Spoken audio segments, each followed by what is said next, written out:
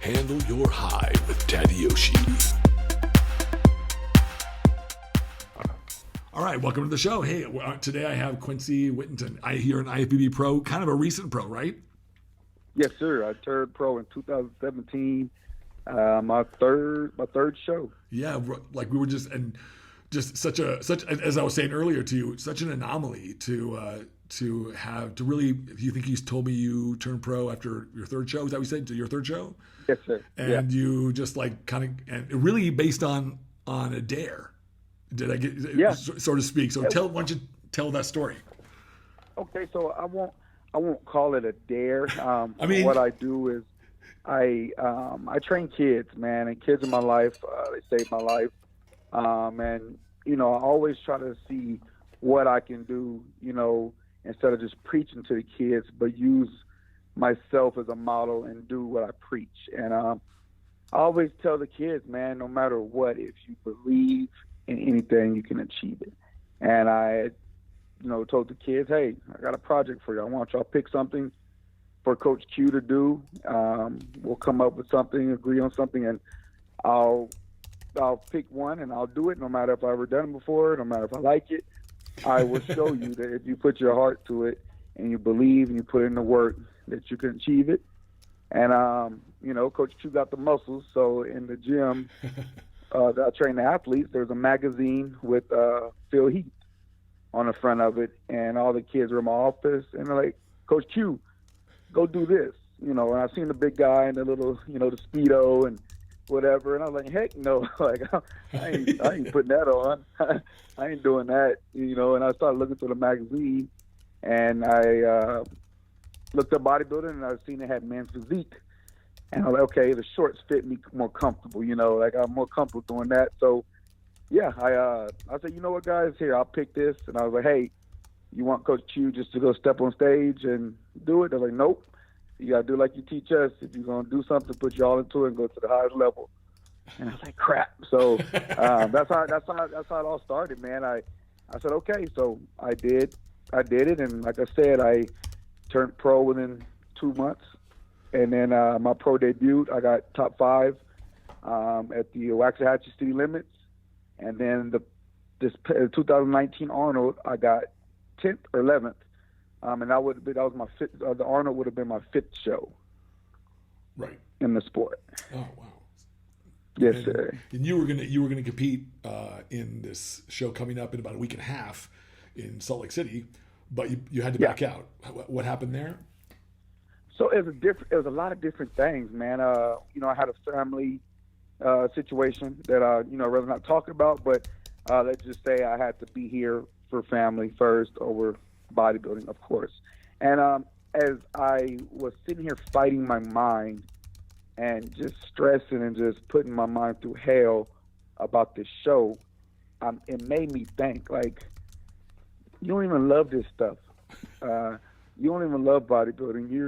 You're torturing yourself to try to get on a stage just to get attention, clout, followers, everything but to do it for you. And since I started this sport, like I just told you my story, I never started this sport for Quincey. I started it for everybody else. So it just started hurting me more and more and pushing me away. And thank God I have wonderful sponsors, Dynamic Muscle. They said, man, we don't give a damn if you compete. We don't really want you to. We want you to live, be happy, and build yourself and your brand and let people know you for what you love to do.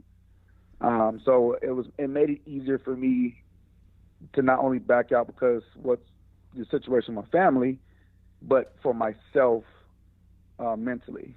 Right.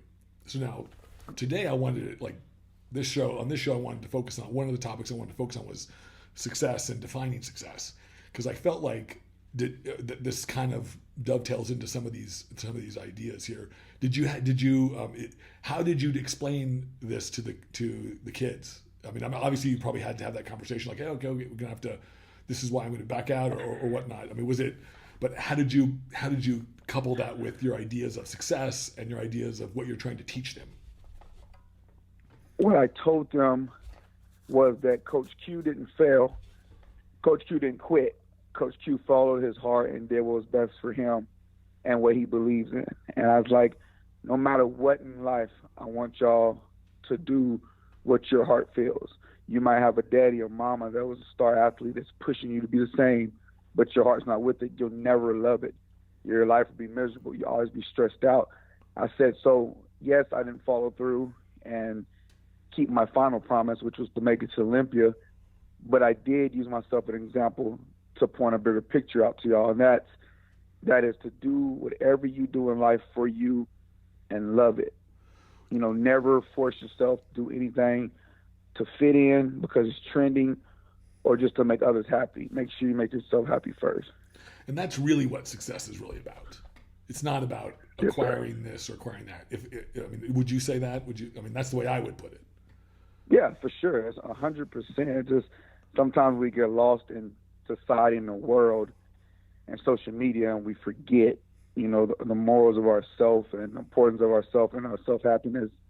And that's a big problem in today's world, is trending, fitting in, and trying to please others or be something that other people want you to be just to get that attention, to think that's how you become successful. And that's not it at all. So when you look into Quincey, like when you look inward in yourself and you define success, how does that look to you specifically? Not try to be not quite so generally, but like more specifically in the sense of bodybuilding, what you're doing with the kids. Like, how are you defining success for you? A difference, making a difference, impacting others. That whether I win a trophy, go to Olympia or not, at the end of the day, I'd rather impact others and make a difference in somebody's life than just to be focused on that. Every day I wake up, my purpose is to make a difference in somebody's life. I train kids every day. Every day I'm done with a kid, I want them to feel better about themselves. Every day that I train a client, I want them to walk out and feel better for themselves. So success to me is just making a difference. Every day making a difference. Every day make a difference in somebody else other than yourself. So when you work with the kids, so you work with a lot of children, a lot of kids, a lot of younger kids. What are the age groups? What are the ages for these kids? 7 and up. 7 and up. Okay, all the way through high school and that kind of thing. All the way to high school, college, and a few pros. Yes. Okay, excellent. Well, when you talk about success with these kids, with the clients, with your clients and stuff, how do you focus that, or what are they saying to you? I'm just curious because I don't work with a lot of children. I have, but I don't, and I've never asked that question. I've never asked, like, what does it mean? Like, what is success? How are they seeing success? I see it to them as success is every day they have the opportunity to get better, that they know they push themselves 100% to get better. Success doesn't mean win, get trophy, get a medal. It means that every day that you wake up and you're blessed to get better, that you push yourself to the limit to achieve and get better. To me, that's success. You can't put a win or starting position or a certain amount of weight a person lose and say, hey, when you do that, then you're successful. No. You're successful from the point where you start to try to achieve that goal. So that's when you get successful. So it sounds like what you're saying is, and I love this idea actually, that success is a way of being in your world. It's a way of living. It's not necessarily an accomplishment or an acquisition. Mm-hmm. It's how you live. Hey, yep, that's exactly nail on the head, yes sir. I wish that I would have heard that when I was younger. Oh yeah. I wish I would have heard it. I mean, success when I was younger was you got to make the NFL. You know, my last name is Whittington, and all 5 of my uncles played D1 ball. 2 of them played NFL. All I knew, I wasn't able to choose. Once again, you know, my life has always been about not Quincey, but others. I wasn't able to choose what I wanted to be when I was a kid. I was a male. I was a Whittington. I have to be a football player. You know, my favorite sport was baseball, but I didn't know I was a young black African-American man that could be a doctor, an engineer, none of that. I had to be what all Whittingtons were in my town when I was a football player. Oh, wow. You know, so it's like I'm 30 years old, and I literally can sit here and say, I don't think I've lived my life for me yet. You know, and that's what hurts. You know what I'm saying? I'm 30, and I think that's what really wears me about bodybuilding, is I've been doing so much for everybody else and not fit in, but just to get that attention Right. for so long that I'm tired of it. I want to be happy, smiley, Quincy in the gym, having fun, eating what I want, and just changing lives. That's what I want to be, and I want to grow into this phenomenal person and get all the followers in the world, all being who I am and doing what I love to do for me.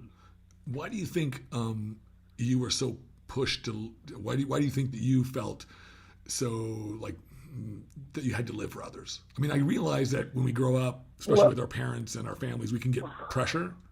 But why was it? What was that? Was it that way for you, or was it something else? It was pressure of the whole town, pressure of the Whittington family, pressure of the school, high school. It was pressure from every angle because how big we were in football. My little brother was number one athlete in the country. He plays at UT right now. Like, luckily, I was able to be in his life and take him a different route and not let him be, misled like I was. He chose to want to pursue football. He chose everything, and it's just the pressure. And I mean, I'm a grown man, and you're gonna have people say you can make your own decisions. You're grown, but that's the typical person. They can't say nothing if they're not inside a person's mind and body and understand it. Right. If that makes everybody's gonna say, when you're grown, you can make your own decisions. That's just an excuse. Okay, that's fine. That's your opinion, but I lived my life. I know what I went through, and that's reality. I think that a lot of people would agree that they've lived a certain portion of their life, at least, with certain degree of pressure. Like growing up, some kids have a lot of peer pressure. I never experienced a lot of peer pressure, but a lot of people did. And then I know people, especially a lot of my Indian friends who are from India, they have tremendous pressure when they grow up to be a doctor or an engineer somewhere. There's a few professions that in the Indian culture, they really prize because that means that you've made it, right? An engineer is one of them. Like you got to be an engineer, you got to be a doctor. Same thing in different communities, and whether it be geographical or whether it be communities like I know a lot of Jewish people who have a lot of pressure in their families to be certain professions as well. It sounds like that was the case for you, except it's not just your family; it's like the town. The whole town's counting on you the next football NFL star to give back. Wow. So how does that make you? How did that make you feel? That's kind of why. Like now, I don't go back home. Oh. I don't. People are, you turn your back. No, I had to let it go. Like it was so much hurt and pain, and just it turned my life into, excuse my language, but shit. Because when I didn't make it, you read my story. When I didn't make it to NFL, everybody's back turned. I was so misled that all I could be in life was an NFL football player. When I didn't make it, I almost, killed myself 3 times because I was like, what am I here for? What else can I be? Like, all I know is football. I don't know 8 to 5 job. I don't know about having a boss. I'm supposed to be making millions of dollars, taking care of my town and my family. Like, what do I be? There's nothing. Everybody hates me. My family turned their back on me. So, that was the only option was like, hey, I'm going to take my life. And, there's nothing to talk about, but it's real, And, absolutely. Well, I think there's there's also a stigma that's attached to some of that. So I'm glad you're talking about it because I've been guilty of the same thing, and I don't think of it as a bad thing. Twice in my life, I attempted suicide when I was 19, and about 6 years ago, something like that, when I got divorced, and I just thought my life was over. I'm like, you know what, I'm done. So I get it. I understand too. Yeah. When this was for you, I think it was the disappointment or of not making it in the NFL and letting everybody down in your town and all that kind of stuff. I can't even say it was a disappointment not making the NFL. It was just that you were so alone. Oh, you had the whole town, the whole family, everybody loving you, doing for you, and all of a sudden everything, you were left away. in a black hole. You looked up and there was no way crawling out. You were alone by yourself. And I was such an emotional kid growing up, and I didn't have no one to go to. I didn't know what to do, and so I can't say I almost killed myself over football. It's just the just everybody turning their back on you, and you really feeling like I'm young and I don't know what to do with my life, and everybody hates me, So it was was tough, and that's why I say the kids saved my life, because I started training my little brother and my two cousins, who are all now playing D1 football. And the minute I trained them, I forgot about everything that was negative, and I was the happiest person in the world. And it went from them 3 to 10 to 12 to 40 to 50 to 60 to, you know, being one of the well-known trainers in South Texas, you know. And so that's why it's so hard for me to make a business out of it, because it ain't a business, it's my therapy. It's my passion. I feel you. My love. Yeah, it makes me forget about everything negative, you know. So that's why I try to be better every day. I think the secret there, at least this is what I'm hearing, and maybe you could expand on it, but the secret to, because oftentimes the secret to healing is giving back. Yeah. You know, like yes. giving what you have, part of what you have, because you don't really. It's been it's the way I see it is that you don't really lose when you give. I wish we had a better word than to say giving, because it almost sounds like you lose something. You know what I mean? But you don't. You get something powerful back. Was that that was obviously your experience. It ain't no money. It's power. It's happiness, man. Yeah. Like happiness is very powerful, man, when it's real. And every time it can be 90, 130 degrees, you know, and I'm out there with them kids, but I'm happy, you know. So I'll never, rich or poor, I'll never stop. That's good. Well, you shouldn't. I think I think the driving force. I know that the purpose that we each have in this life is to live a joyful journey. And I'm a firm believer in this, that the details change for each person, like what their goals are, what they want in life, what joy means to them. But if we're living this life here and we're not doing it joyfully, then usually we want to get out. you know, and or we don't want it anymore. So I'm pretty sure that's the purpose. That's our purpose. That we come to this life because there's such great opportunity for it, and that's what I believe, at least. And the proof is in the pudding, so to speak. When people are living their best lives, they're loving it. They want to be here forever. Yes. And when they're not, they want to leave. They want to get out. I know that feeling. So I feel for you on that one, because I definitely been there in my life, to those low points where you feel like, man, like I am alone. The funny thing is, even at our best, even when we're doing we're having our best or our best games, there's always something there's always something, but we're still doing it alone. We might have people that support us. It's really, I'm interested in this concept here with you, at least when it comes to this, your hometown, because it sounds so like it's like a movie. Like I could think of this could be a movie, like, right? Like, local kid, kind of wants to do good, and then sort of it feels like the town sort of turns their back on you. Is that kind of the way it felt to you? Because it sounded like that. Friday Night Lights. Yeah, exactly. I was thinking of that movie. Friday Night Lights, but the character is a little bit more emotional and it's deeper. But That's it's good. Exactly how it is if you have to play a good version of it as a movie. Yeah, for sure. Now, did you have it sounds like you had a big family. Did you have a big family? Oh, yeah. There's I got 5 uncles, 6 aunts. There's 8 kids. I'm the middle child. Wow. It's a huge family. That's a brood, man. That's a whole. Yeah, big old tree. Yeah, that's awesome. I like big families. I don't have a big family. I have a small family, but I love big families. I think they're cool. Always wanted a big family. So you're the middle child of 8. Wow. What was that like growing up? Of all these, what are most of them brothers or sisters? It was tough. I mean, everybody took their route in life. Me, my little brother, my little sister.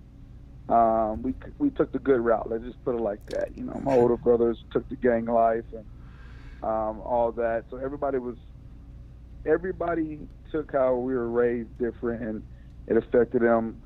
And I was more of the emotional kid. But my dad was very disciplinary, and that's why in today's time I'm like, man, these kids are lucky. We knew what CPS was back in the day. yeah, no kidding, right? Yeah, but no, it was cool, man. I mean, you're always pushed. You're always, it's a big family, But we grew up in a very, poor family, so everybody was, my dad raised all of us. So I mean, power to him. But it was tough, man. But I mean, we all love each other, and it's, like I said, the family's family. No matter how much you hate or love, family's family. It is. It is. I think the interesting thing about family is that when we're young, we don't choose our family. When we're older, we choose it. So like we choose our wives, we choose our husbands, we choose, So and it's and we choose our friendships. And to me, that's the greatest part about the job that I have is over my lifetime I've been able to acquire lots of family. Lots of every single person that I work with, every client, every athlete, and I tell them this. Don't work with me if you don't want to be part of my family, so to speak. I mean, obviously they may not be coming over for dinner every night, but but I used to do that actually with my clients. I used to have them over the love. It's the love. Right, man. I want to work with people that I truly love. That I love working with, not just that I love working with, but I love. And why? I write about this a lot because loving feels better than anything else to me. Yes, and sir. I don't have any. I have no qualms about being. I'm like you. I'm very emotional. I'll talk about. Remember, it's probably been. It's probably the reason why I got divorced. that I'm probably much more in contact with my emotions. So why do you suppose you are? Because I know why I am, but why do you suppose you are? Man, I can't. I don't know, man. It's a good trait to have, I think. I'd rather talk. I'm the type that needs somebody to be able to talk to, and that was the thing when I was a kid. I had nobody to talk to. My daddy was a corn-fed brother that if you cry, if you smack your lips, that's sissy. You get your butt whooped. Like, you ain't talking to him. My mom wasn't there to talk to, and the only person that I had to talk to was my grandpa. And rest in peace, he got in a car wreck and he burned to death when I was. That sucks. When I was 11. So after him, I was just so built with so much emotion that all I knew how to do was cry to myself or just be an emotional kid. I was always sensitive. I'm the type that get mad fast, that takes stuff so serious all the time, just because I have so much emotion in me. You know what I'm saying? It's just, like I said, everybody takes the way they're raised different. And I think my dad being so tough and hard, it kept me sheltered inside of my feelings because I was scared to let him out because I might get a whooping or be called a punk or a sissy or something like that. So it carried on to me being a grown up. I'm sensitive. I get mad fast. I overthink things. I don't know how to joke. My heart's huge. I'm scared to open it. So it kind of just came with me as a grown up. I mean, to this day, I'm an emotional person. I don't think I might have all these muscles in the world and be big, but I care. I see somebody in pain or hurting, I'm that guy that it touches me. Yes. So I've always been the one to have a heart towards people that are in pain or down, and that's why I want to travel the world and speak, because I feel like I have the voice and the true heart to change lives with my voice, and all that. So I think I think when we speak authentically from who we are, then it's appealing to people, and we all can learn something from everyone. Yeah, people know fake. People know fake. People know real, man. People know, hey, the camera's up. This guy's about to get emotional and it's full of crap. Right. And then people know, hey, man, this cat here, it's real. Yeah, it's real. It's real. Yeah. And that you could feel that kind of stuff. So I think I think it's good to be emotional, but I'm curious, and I get that. I think it's very stereotypical to be for a lot of people of probably your father's generation to hold that perspective to like, oh, you can't cry. Like in our society, if you're a man, you kind of have to like suck it up, at least. And I think things are changing because there's a lot more we know about our emotions, about making it through this life successfully, so to speak. And a lot of that has to do with listening to your emotions, listening to your feelings, knowing how to be aware of those things and knowing how to decipher them, and knowing what to do with them. That's hard. We don't get a handbook, right? No, not at all. That's the thing about it, man. Feelings they can mess your life up. Like I said, the reason me and you got to the lowest point in our lives is because of feelings. Right. So the reason why, I'm not happy with bodybuilding or want to pursue it is because of my feelings. The reason a lot of these bodybuilders can't look at a snicker without turning their head and cheat. It's feelings. So it's like feelings. Your mind and your feelings are so powerful. Yep. It's, you have to learn how to control them. You have to, or your life will always be mixed up or be stressful or have that sense of being lost all the time or not knowing, you know.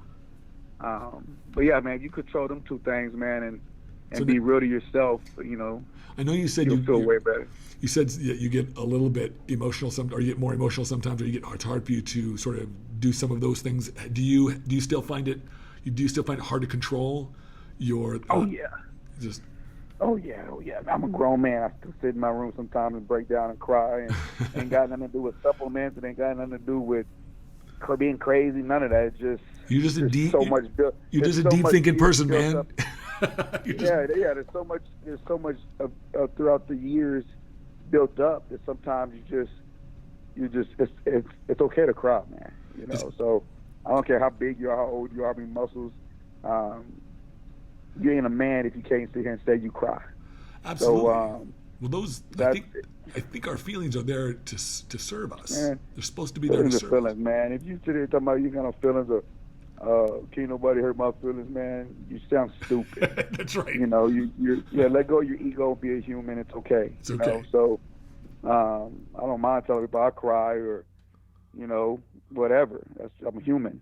So was it not making it into the NFL, or I guess how would you describe the biggest pain that you had, like that caused you to think about suicide? My life's over. The one reason I was born. So how you defined your life and your success was gone, and so now it's gone. I wasn't prepared to be nothing else. I wasn't prepared for college. I wasn't prepared. To pursue college more. I wasn't prepared to work 8 to 5, and I wasn't prepared to do anything but entertain people and score touchdowns.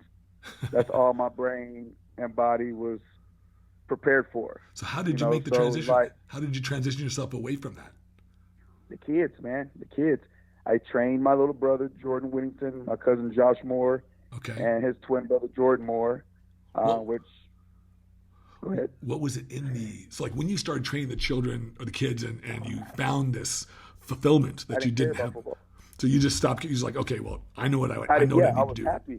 I didn't think that's when I knew. I was like, oh shit, this is my joy. I found some medication. I found medication and it ain't got to do no pills. It's life. Like I'm happy. I'm training. When I train these kids, I'm the best man that I could be right now. That feels good, doesn't it? This is my purpose. Like, God didn't let me take my life because He knew He had a better purpose. And well, damn, it's right here. This is what it is. Yeah. It's to train kids, use my negative. I ain't gonna say negative. Use my experience and what I went through to make sure no kid ever goes through what I went through. And how do you tell them that? Every kid that I go back and relive my life through these kids, because I can't go back. But I can damn sure make sure none of these kids go through what I went through. When you work with the children, how do you tell them that message? I do it. Do you sit down with them and have powwows? I don't sit down and speak. They don't want to hear that. Right. They're kids. Their attention span is very small. So I give a little saying or hint here or there, but I use the sport. You know what I'm saying? When times are hard and they're breathing hard and throwing up and want to give up, I use it. Life's going to get hard. Life's going to get so hard you're not going to know what to do. You can't give up though. You got to keep going. Yeah. You can't let go. You got to keep pushing. So I use what we do outside and I attack a problem very simple, very quick to where they take it in. And then I go from there. But I have my talks, but I'm so respected by my athletes that they listen to me. So I'm able to have my 5-minute talk about, stuff like this. Follow your dreams. Don't do it because your parents want you to do it. Do it because you love it and this is a dream that you want to pursue. Right. Yes, sir. Do you find it a commonplace to have some of the kids to have the same kinds of motivations that you had, like wanting to do it for their parents, wanting to do it for other people around them, rather than themselves? Yeah. Every kid wants to be a football star because the attention they know they'll get, or the girl they know they can get, Of or course, yeah. the popularity they know they'll get, or because daddy is daddy and it's expected from them to be good. You know what I'm saying? Kids these days are pushed so much by their parents to be great and putting all these camps and stuff. And, you know, you can't tell me and sit back and say if we took parents away, these kids will make all these decisions and, you know, invest all this money in themselves and be pushed every day playing 8 games a day, baseball and all that. You know what I'm saying? So it's like, when I talk to the kids, I make damn sure the parents are there too to listen, because I get in their butt too, because I get parents that are out there, come on man, and I say, hey bro, like you take that somewhere else, like no, you know like that, that. and then I have a speech loud enough to where kids are listening, but the parents hear it too, because those are the ones that need the most talking to, are the parents, because either they're too hard or their lives are too busy that they don't know what the hell's going on in their kid's life until something bad happens. Right. Or So sometimes that's the world. That's the world today. Every parent works too much. The kids got too much damn freedom and technology, and that's why, you know, a lot of these kids are getting in trouble doing stupid stuff because their parents are working, or because the kids are making good grades, the parents think their kids are perfect, and it's not like that at all. Now, where did you live before? You lived when you grew up. Where was that? I was in Cuero, Texas, small town Cuero. Oh, I've never heard of it. 751 people. Oh wow, okay. And now you're near. I'm in Austin, Texas right now, and I'm actually trying to relocate to either Florida or California, somewhere more fitness is. You know, I mean, like I said, I'm a fitness person. I love fitness. I would tell you. Okay, so in the bodybuilding world, there's at least the bodybuilding / fitness world. There's a couple states that are big. Texas is one. Texas is a big one. Florida's a big one, and California is a big one. But also, believe it or not, Arizona, the Phoenix area, the Scottsdale, Phoenix area. Yeah, Wicked Sean's out there, and he always tells me good things. See, because fitness, people say fitness is big in Texas. It's big as far as people doing it, but it ain't big as far as being known and right. The videos part of it, the Hollywood fitness part of it, that part of it. Texas ain't the place to be. To me, it's Cali, Florida, and like you said, Arizona. But the biggest, I'll probably say Cali and Florida top 2 as far as how you want to say this, the Instagram clout, the fame of fitness stuff, all that, I think is Cali and Florida. And that's what I'm trying. I want to be entertainer, man. I want to be fitness. I want to live life. I want to motivate, travel, speak to kids, speak to people, and get out there more. You sound like you want to be like another Kai Greene, sort of speak. Man, I try not to say it because I've been getting called baby Kai since I got into this stuff. It's okay. That's okay. It's a compliment. I'm a grown man. Let me build my own little, you know. So let me put it like this. That's the reason Kai Greene, I became the biggest fan, and I looked up to Kai Greene so much is because of what he does now. Not where he came from and the mistakes he made, but how he crawled up out that hole and said, forget everything. I'm going to do this by myself. And he's successful as heck right now because what he did, not what bodybuilding did for him, what he did, you know, because if you want to think about it, you know, with his mistakes, bodybuilding kind of like, you know, so he came and he made his choices to not let that ruin his life. And he grew up out of it and became as successful as he is today. So that's why I look up to him so much, is because his story going from rock bottom to the top, you know, on his own. You know, so he's a big influence of what I'm trying to do for sure, is be me, influence others, and be deep, because that's a deep brother there, man. It's the way he talks and everything's strong. You can't have a simple conversation with Kai Greene. He's going to explain it to the T, and he's going to make you feel it. That's just where he comes from, man. That's and there's nothing wrong with it. No, people can hate all they want, but he's getting more successful and he's making more money and he's happy. So he strikes really me. Say nothing. I've talked to him on a few occasions. I like him. I think I like what he has to say. But he strikes me also as somebody who's in contact with his emotions, his feelings, and I like that. Oh yeah. He don't. You can't say Kai Greene's emotions are gonna get the best of him right now. He uses his emotions as power if I put it like this, if Kai Greene's emotional, y'all better look out. It might be some crazy stuff coming, some weird stuff coming, but believe Kai Greene's gonna do something with his emotions positive that's gonna make him blow up even more. So his emotions and feelings are power, true power for himself, for sure.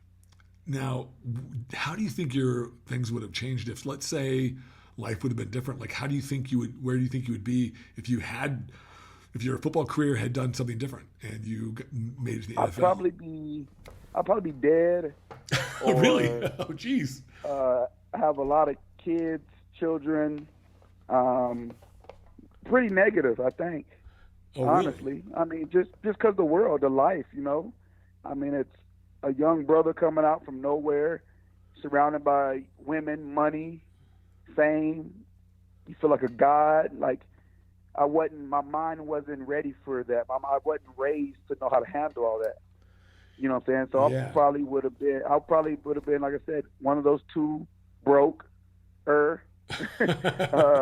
You know, because that's the honest truth. I wasn't established as a young man to know how to handle anything like that. I didn't have no sense of, you know, respect for money myself, or guidance, or responsibility, or any of that. So I kind of am glad that, you know, I didn't make it now. So, because I think I would have been in a worse position, or maybe even not here. Wow. If I would have made it. I had another friend that I used to train in college with. He was like ranked number 4 as defensive back in the country. He was getting recruited by the Redskins at the time. I remember they gave him a contract, and he got, it was like a $4 million contract, something like that. And then he had broken up with his girl. This is how crazy it gets in college, right? He broke up with his girlfriend, and he started dating this other lady who he later married, who he's still married to today, by the way, and 20-something years, 30 years later, whatever.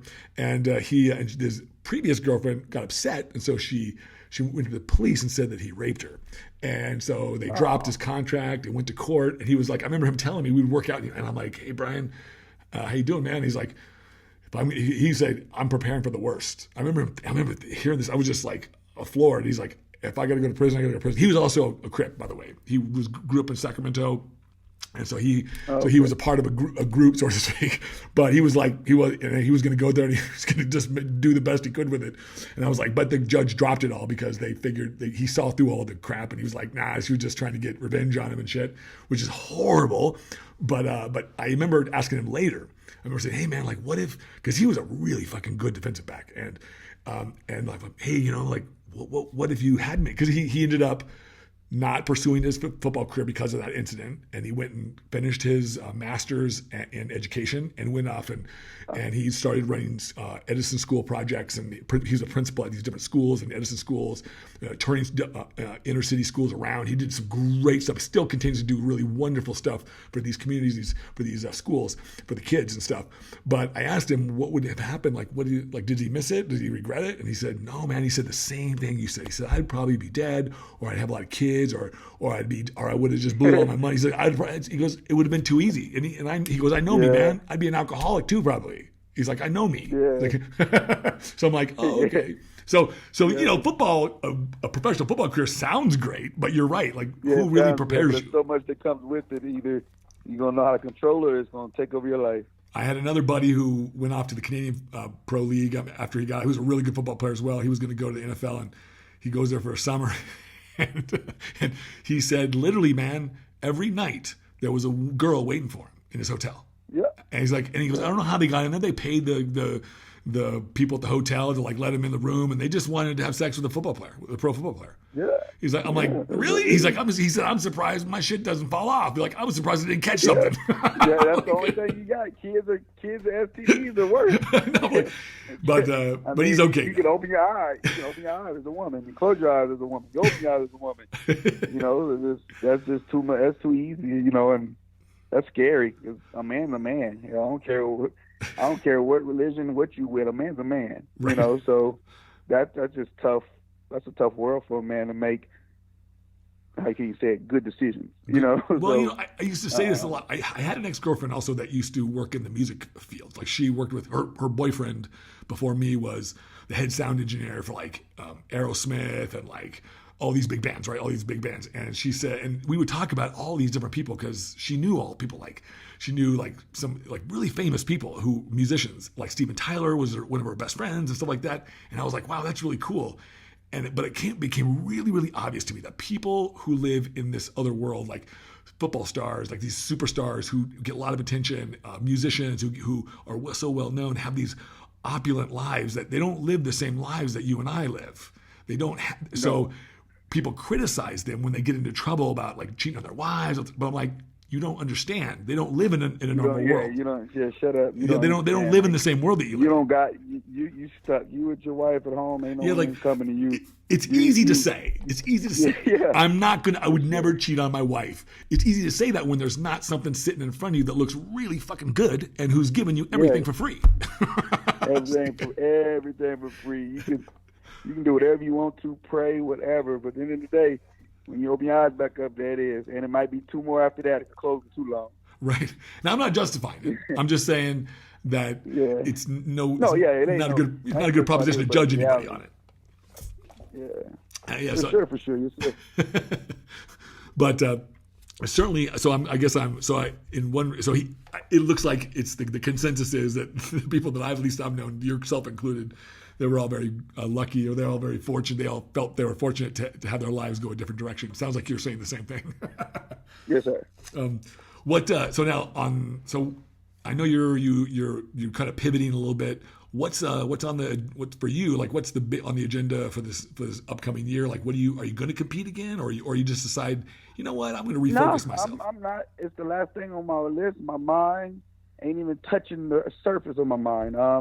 I just want to get in the gym, build a freak, look good, enjoy life, and, build with my sponsors, Dynamic Muscle, Greene, and all them. And they got a lot of big, ideas for me, my look and everything. Just they're waiting on COVID to, sooner or later clean up because, they travel a lot. That's what I like about them. They're China, Dubai, like they move around. So that was, they want me to go over to China with them because they're going to have a dynamic gym over there, I think. Oh, that's cool. Yeah, so, and they got something coming up in Dubai soon or later. So they're just, like they told me, sit back and, man, we're just waiting on this COVID stuff. Right now they're trying to get me up there to go do a workout and some videos with Greene, but, New York's one of the worst places right now. Right, so, it's horrible.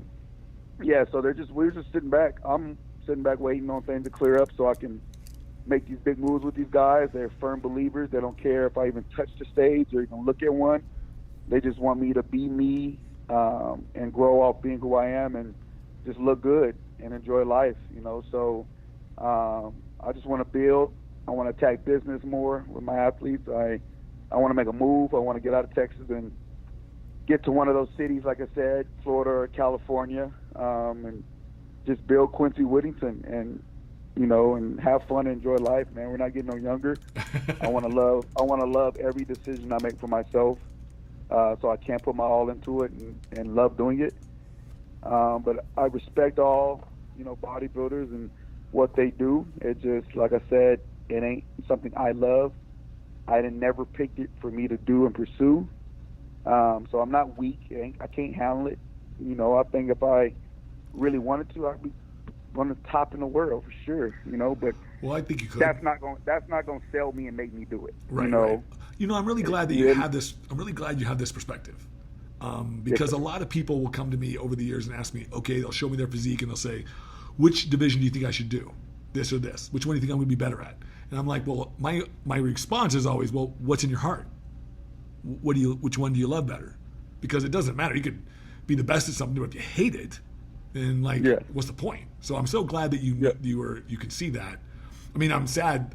I'm disappointed in one respect. I wanted to judge you.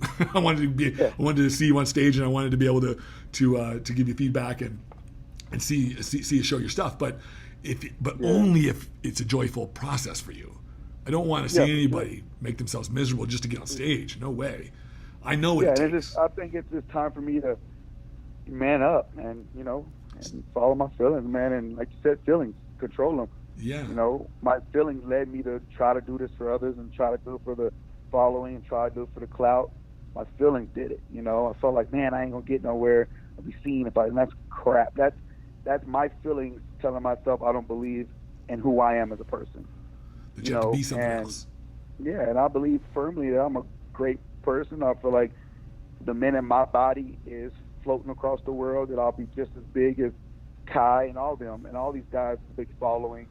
I just been in an area where it's hard to network or be seen like these other guys, you know, in Texas and small towns, and I haven't been put in the Hollywood fitness area in Cali and lifted with the Michael Hearns and all them, because, you know, if I go lift with Michael Hearn and I get a video out with him, people gonna be like, who the hell is that guy? You know, because they don't see me. They never see my physique. Do you know Mike? I don't know Mike. Oh. I'm a big fan of his too.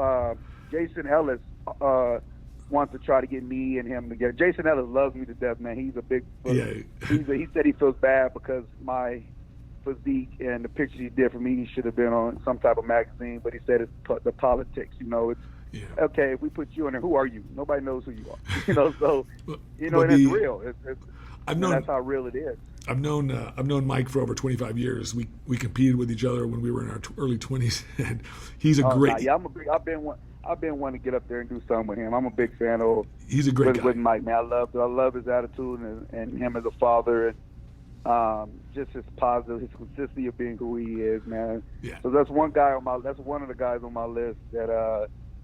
My list is very small, but that's one of the guys that I respect. It's not an asshole that I actually would love to, you know, go lift with and collab with and make a video and do some cool stuff with for sure. He is a good guy. You'll enjoy him a lot. And I'm sure he'd be loved to anybody who's positive and who's doing the kind of stuff you're doing. I'm sure he would love to contribute in some way. Next time I talk to him, I'll mention you too. For sure, appreciate it, man. And I know my time's coming. Like I said, once I get out there with Kai, me and Kai post a video. Oh Lord, you know, a lot of you know, opportunities and people start knowing who I am. So now, I gotta ask. I saw you post today a picture and something about, and you have this nickname, Elephant Head or something like that. What is this all about? Well, everybody trends. Everybody says the same shit. Cobra back. You know, Cobra. I said, get a Cobra. Let me see what's extreme. So, elephant, man. You look at an elephant's head, a Cobra damn sure can't compete with it. No, it's huge, man. So, I've sat on the top of an elephant's head. So I've never heard anybody use that phrase. Wide back, gorilla back, Cobra back, but I've never heard anybody say elephant head. So I was like, boom. I love it. I ain't being like nobody. I made this little name up for myself. So, that's why I posted it. That picture today, elephant head. I knew there'd be something story behind it, but it just so happens. The reason why it caught my eye is because to be different. Everybody says Cobra back, so I was like elephant head. Well, for me, elephants, the elephants are my favorite creature, and and I consider them my spirit animal. So, and I have an elephant room in my house. I have elephants all around my house. Oh, cool. I love elephants. So that caught my eye when you were saying, I'm like, I got to ask him about this elephant head thing. Yeah. Well, that's all I could. Have you ever ridden any elephants or seen any? Been to like been out of the country and maybe done some elephant? They have like reserves and stuff like in Thailand and India where you can go and like interact with the elephants. I went to. That's my next mission, is to be able to go like do a lat spread by a real elephant. So that's my next little mission. To go I'm gonna tell you, man. Pictures with elephant. I'm gonna tell you that your personality, the way you are, I think you'll really love these elephants because they're like people, man, and they're amazing and they're so smart. And my heart goes right to them, man. I went to Thailand a year and a half ago, 2 years ago, and my girlfriend showed me around. She's from Thailand. She's a Thai, and she took me to this elephant farm. It was a reserve where they they take care of elephants from circuses and stuff like that, and they try to release them. But the ones that can't be released, they keep, and they just they keep them and they allow people to go in there and feed them, and you get a whole day. You pay to go in there, and you go with the trainer. Each elephant has his own trainer, and you get to clean the elephant. You get to wash them, and they play with you, and then you feed them, and you ride them to the little spring where they get it, where you help them take a bath, and then you eat lunch. It's really like a cool day. Like, so if you ever get the opportunity to do that because it was life changing. It was awesome. You really get to see how wonderful these animals are. It sounds good. Now I'm just trying to figure out how to run with it. I think nobody say it too, so I put the picture out there. So I was like, how can I make this like my little brand elephant head? So I've been sitting back thinking I'm gonna get with somebody that's creative and start making shirts and stuff, and just try to figure out. What about hats? Let that be my little, Quincey Whittington, aka Elephant Head, something, or because I'm man's physique. I ain't supposed to be spreading out like that. Some bodybuilders get next to me, and I'm like, all right, don't let the boy shorts fool you, man. So that's another reason why I don't want to compete too. Is don't call me a man's physique competitor, and that's the division I pick, but I just want to be me. I want to have a great physique, be Quincey Whittington. I don't want to be labeled as a bodybuilder or a man's physique competitor. I just want to be man Quincey Whittington. So now, why do you suppose that's important to you? I'm just curious because some people are proud to be like. Because I was the same way. I didn't call myself a bodybuilder for over 30 years, and I've been a bodybuilder for 35 years, but I've never called myself that because I didn't want to be identified that way. Why do you? I'm loud and clear, so people hear this. Why don't I want to be a bodybuilder? An NFL football player wants to make damn sure he's called an NFL football player because NFL football players get paid $1 million. Right. NFL football players are taken care of. NFL football players are rich and they're respected for their work and what they do. Bodybuilders aren't. And I don't care who gets mad or whatever say, we ruin our relationships, we kill our bodies, we kill ourselves, and what do we get? A pro card that we got to pay for.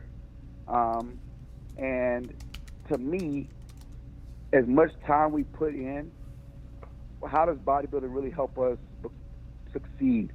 If you look at it, they don't really help us get the sponsors. We win and we get them ourselves. So no matter what, as bodybuilders, we're killing ourselves to win. Then we're killing ourselves every day to try to get attention, to get sponsored. I don't want to be called something after that. I don't want to be called a bodybuilder. I got you. Because where's the respect at when you say, I'm a bodybuilder? And half the people in the world are like, so? Like, what the hell is that? Or, like, you don't get shit. Like, y'all still broke. Like, so I don't want to call myself something that people won't look at respect. And the only thing people that will respect, something that I call it, is Quincey Whittington. And that's me being my damn self and making my own life. And that's what I want people to respect. And if they respect your name, that's all that matters. I think that's so good. That's as deep as I can get with that. And whatever feelings people have, I don't care because I think it's all right. I think that you're allowed to. It has no impact on my life. Like bodybuilders could say they never want to see me on stage, and I will smile because they don't have nothing. They don't have nothing to do with my money, my life, my happiness, nothing. It's fine, So, but that's my personal reason why I hate when people say, "Me, you're a bodybuilder." Like, no, I'm Quincey Whittington. That's who I am. So I want to be known for being me. That's all I am. I think a motivator, an inspiration, a person, and Quincey Whittington. That's good. I think that's good. I think we all should be known for who we are. I think some people use titles. I think some people forget who they are. Some people forget to even have that power to be respected for who they truly are. They're so caught up in the bodybuilding that they forget, like, I want people to know me and love me for who's inside this big guy, who's behind all these muscles, and I think that's another problem in the sport, man. And, nobody in this world really respects bodybuilding but bodybuilders. So, like, that's the honest truth, man. And not a lot of people can understand why the fuck we do what we do. You don't see us on ESPN. You don't see kids wearing bodybuilding shirts and cheering us on. You look in a bodybuilding audience, you might see 3 kids because they have to go.